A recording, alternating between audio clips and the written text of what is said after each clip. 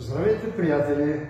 Днес ще ви покажа две движения или две упражнения, или едно упражнение в две части, които са отлични против болки в гърба, за развиване на двата гръбни мускула, за връзката между гръбните мускули и таза, за връзката между гръбните мускули и раменните и тилните мускули, против главоболие и всичко в тая посока.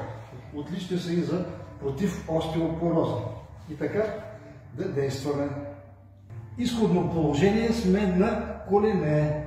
Гмуркаме се, все едно имаме нещо, под което да минем. Ето, гмуркаме и стегляме напред. Повдигаме на полудлани, повдигаме на гърба на ходилата и раздвижваме главата. Може да раздвижим хаша на едната, на другата страна, след което пак отпускаме раменете напред, за да изтегляме гръбнака и отново даваме назад. И така правим няколко пъти, примерно първи път, втори път,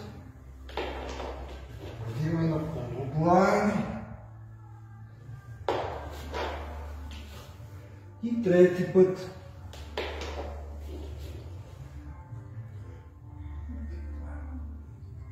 И сега същото положение, упражнение от друг ъгъл. Напред, вдигаме, раздвижваме, раздвижваме, раздвижваме и назад.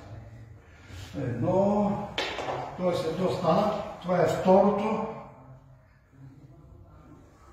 и назад.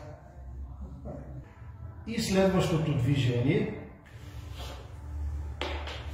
Изтегляме напред, повдигаме краката, като ходилата са долепени едно до друго. Опъваме ръцете и движим. 1, 2, 3, 5, 6, 7, 8, 9, 10. Встрани. 1, 2, 4, 5, 6, 7, 8, 9, 10.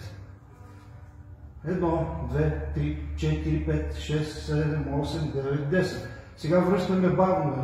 1, 2, 3, 4, 5, 7, 8, 9, 10 и напред 1, 2, 4, 5, 6, 7, 8, 9, 10. И същото движение, второто, приятели, може да бъде направено с леки гирички. Както виждате, имам гиричка между ходилата и по една гиричка във всяка ръка. Повдигаме и напред. 1, 2, 3, 5, 6, 7, 8, 9, 10. Встрани 2, 3, 5, 6, 7, 8, 9, 10. Назад 2, 3, 5, 6, 7, 8, 9, 10. После минаваме в страни и напред. Включете тези две упражнения в различни варианти. В утрешната си гимнастика, в вечерната гимнастика, след работа. Включете ги след тренировъчното си огъвкавяване 10-12 минутно и няма да имате никакви проблеми с гърба, с болките в главата, в шията, врата и раменете. Задължително жените и въобще тези, които имат остеопороза, да включат тия две движения, както казвам, задължително. Това е от мен за днес. Чао!